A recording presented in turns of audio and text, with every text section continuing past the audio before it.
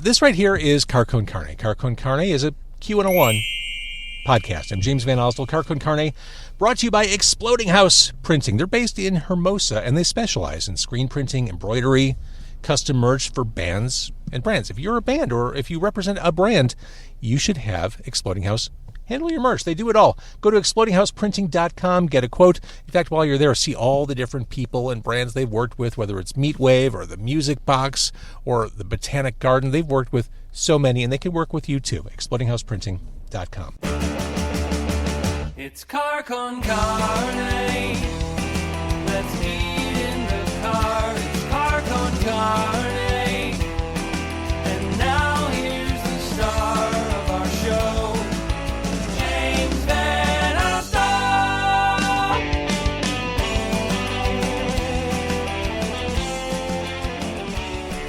So, Scarlet Demore is a band that has beautifully evolved from doing basement shows to playing a sold-out show at Thalia Hall, performing at Lollapalooza.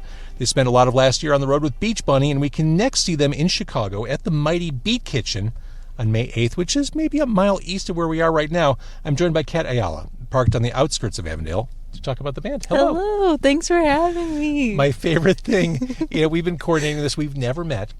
No, we haven't. We coordinated. Only ever heard your voice. We coordinated over text, and I just saw you kind of cautiously walking up to the car, like thinking, okay, this one has the mics and the lights. This is probably the right one. Yeah, I did see the mic and I was happy, and then I saw the window roll down. And usually that means run, but I saw the mic and the lights. Come in, everything's fine. It was perfect. Great. So our brief but shared history together. Back in 2019, I was doing a local music show on WKQX, and I got an email or message or submission from you guys. It was for St. Violet. Here's the note that came with it. Oh God, you have the note? Well, I keep. I don't know. I don't even remember that there was a note. This is so exciting. Or just a message. Okay. We're a new band from the outskirts of Chicago. We are highly influenced by bands like Royal Blood, Weezer, The Distillers, and Cherry Glazer. Real. I mean, yeah, that's very telling of like what the band consisted of that time. Right. Like that's 7 years ago. 7 years ago. And nothing's changed since, right? No. Everything's been really quiet ever since then. Love Weezer still. Love Cherry Glazer. Actually, I don't know a whole lot about Weezer, but sever my teenage dreams. Yeah. I love it. Period. So, just jumping super fast forward, Ticket to Heaven was the most recent single? Yes. Which at this point wasn't even that recent. No, not at all. We'll get to that. There's a fair amount of heft and drama built into it. Definitely that kind of like post-grunge, quiet, loud thing going on. We're a big fan of the quiet, loud thing. I love the quiet, loud thing. I love it. It works every time. It works for us. It's, it's just classic. And I feel like that song marked an evolution for the band. But like I said, it wasn't exactly like months ago that you released this. Have you evolved since then? Yes, I would say so. Yeah, when we did Ticket to Heaven, it was definitely like us leaning towards a sound that I think I always wanted. And I've always wanted to experiment with like heavier vocals, so that was kind of me tiptoeing into that realm a little bit, very cautiously, as I was cautiously tiptoeing towards his car. But since we took a lot of time off, we had like a lot of changes in a lot of our lives, and we actually wrote a new record that we started in November, and we're recording it in a week, actually. Excellent. And it's a lot of the soft and loud thing, but it's evolved. It's nothing that we've ever done before. I think that we've always, like, in past projects with, like, past bandmates, like, I think we came, like, maybe even just subconsciously, I think it was, from kind of a pop perspective. Like, very melodic, like, very, for me, like, easy to write to. Just very catchy stuff, and this record is definitely a lot heavier and a little bit more experimental, and we've been having a lot of fun with it, and I'm really, really excited. So you were able to lock in what you were good at and comfortable with, and Totally. Once you kind of locked that in, you were able to stretch out. It took a really, really long time. It was kind of like a year of us banging our heads against the wall, and then going through some lineup changes and seeing like what we really want out of this as a band and like as friends. And it just all kind of started happening in November, which was not that long ago. No. So it was really cool. It was just like nothing. And then finally, like, something happened where we just kind of decided to have fun and just to try anything and everything. And When it hits, you just got to be ready for it. I know. Yeah. And I was going to say, it wouldn't be wrong at this point to get an album out. Like, It needs to happen. and it clearly is. Yeah, we haven't released anything in so long, and this is our first, like, full-length record. So with Beat Kitchen on May 8th, it's safe to assume we'll hear new stuff? Yes. Is that the trial ground for this? Yes. This whole tour is going to be, like, our trial grounds for And when do you go out? we go out May 7th, or no, May 8th is Beat Kitchen. We're doing X-Ray Arcade the day before, so that's my real trial run. Right. That's where I can, like, just shit, like shit all, like, the bad stuff out, like, cleanse and see what happens, like, get through all There you go. Enjoy Milwaukee. Yeah. I'm gonna shit. I don't know if I can swear on this. You can. podcast. It's fine. I'm sorry. Well, and you're going out with Vile, Yes. which is, I mean, a propulsive, Yeah, noisy they're little great. rock or punk I band. know. I mean, so Yeah. they're going to kind of push you into Yeah. going all out. Yeah, I think that'll really push us. We've never really toured with a more, like, punkier band before. Like, we've always loved mixed bills, and that's kind of, like, been the vibe for a lot of our tours. And so it's going to be really exciting to have, like, a really other, like, high energy band. Yeah. That's, like, I don't And for know. the record, I like mixed bills too. I love a Is it- mixed bill. It's my favorite. Because you don't want to see the same thing for No. 3 hours. No, you don't. Because by the time you get to the headliner, you're like, I've seen this. Uh-huh. Yeah, no, I'm a little totally. fatigued on the whole thing. Yeah. I'm right there with you. Wendy's a Pisces, which I'm sure that's your most quoted song. I would say so. People Give me a good love it. reason why I shouldn't punch you in the face. Yeah. I feel just like your mother and your brother and your lover the same. The lesson here is some people just won't change. No, they don't. They don't. And you keep trying, and you just want to hold on. And it just never works. I mentioned Lollapalooza. Obviously, that's a big crowning achievement for the Yeah. band. What was that like? It was ridiculous. It was crazy. It was really, really honoring as a local band who, like, we've been completely independent this entire time. We've just, like, had help with friends and, like, a good word from, the venues in Chicago that we've been playing forever, and that's how this happened. And it was really cool. Like, I never, like, went to Lolla or anything, and I never thought that festivals were, like, attainable for me, and, like, I never saw myself as a local band or just as a band in general playing, like, a Lollapalooza. Maybe, like, a Riot Fest one day, but I never thought... Beat Kitchen for life? Yeah, Beat Kitchen for life. I never thought that was in the cards for me, and it was just really crazy how it happened. It was just, like, got an email that just said... like, the subject was just Lolla, and then it was just a cold email, like, hey, I was wondering if Scarlet Demore is available, and I thought it was fake. I thought it was a bot, and Like, don't give me your information. I showed my dad, and he goes, who's Lola? Of course. And I was like, no, Lolla, as in, like, Lollapalooza, and he was like, what? But it was really cool, and it was, really terrifying for so many reasons, and, like, wasn't really working on super, like, stable grounds, like, not, concretely, but, just emotionally. But there were so many people from our scene that I see at, like, Beat Kitchens or basement shows, and they came to see us at 1250, and it was just such a good reminder of, like, who we really are as a band and what we really do it for, which is, like, community. And I was just really stoked to be there because I wanted other bands to see that they could do stuff like that. I love that. Yeah, that was my biggest accomplishment, was, like, I just want other people to be able to do stuff like this too, and just have fun. And You said the magic word too, community. yeah, that's the only reason I do this. I love playing music and everything, and I love writing music. It's very cathartic for me. It's necessary. But I don't know if I would want to, like, do a band thing if I couldn't play shows. That's always been the biggest thing for me. I've met all my best friends. I've met, like, family, and people I could call for whatever, just the best people in like community and like the music community in Chicago like really did save my life. I get it. I mean, the coolest people I've met are through music. I know. And by cool, I mean nicest, just kindest, yes. Real, just like real people that like really do have your back and are always there to help you. I mean, it's like there's always a homie that is down to like make your flyer or help you find so like true. a t-shirt printing company or Exactly, something. like Exploding House Printing, proud sponsor of Car Con Carne. I'm gonna check y'all out. Was Thalia Hall a turning point? Yes, 100%. That was my favorite show I've ever played in my entire life.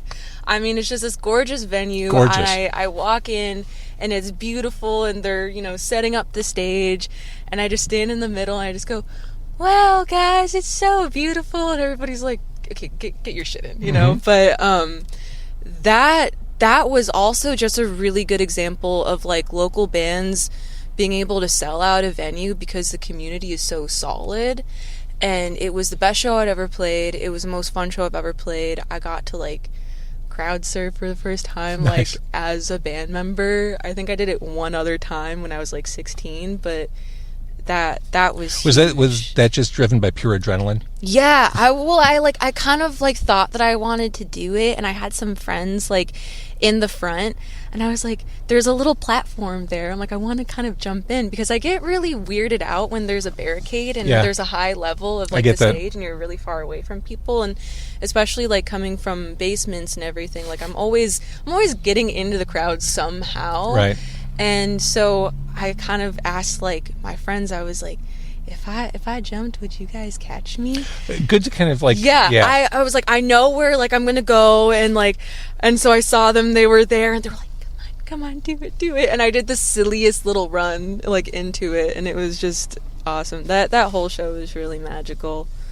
All that lineup was like crazy. Who else was on the bill? It was Snuffed, Si Dios Quiere, Tatiana Hazel, and we weren't invited. It was their EP release show, or their album release show. That's full. That's full lineup. Yeah. You use the word catharsis, like you need to write.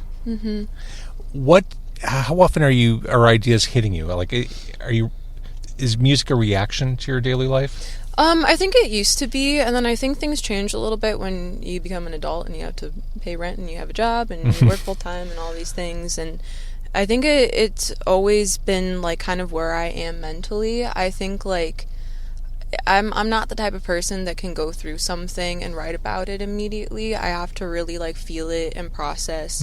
And then once I start processing is kind of when I start writing, but that's a really big gap for me. So I wouldn't say that it's super like reactive. Like you need the perspective of the situation. Yeah, I need like I get very depressed. So like I can't just like, I don't want to write like when I'm feeling bad, and like I've taken these huge breaks like in between releases because sometimes it's just nothing. And I think like recently I've just been letting myself write even if it's bad. And I think that's helped turn the like writing mode back on, and that's what's made it more cathartic for me because it's not coming from a place of judgment anymore.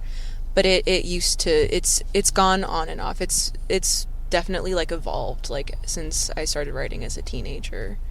And I think what you said just is good writing advice. Like, just put it down on paper. Like, it's not, don't edit it right out of the gate. Just get it all out there, and then the good stuff will announce itself. Yeah, we wrote a lot of songs like while writing this record that didn't make it on the record that like we liked, but they just didn't hit, or they were just not very good. And I came from a band where, when we started, like the songs that we wrote, we released.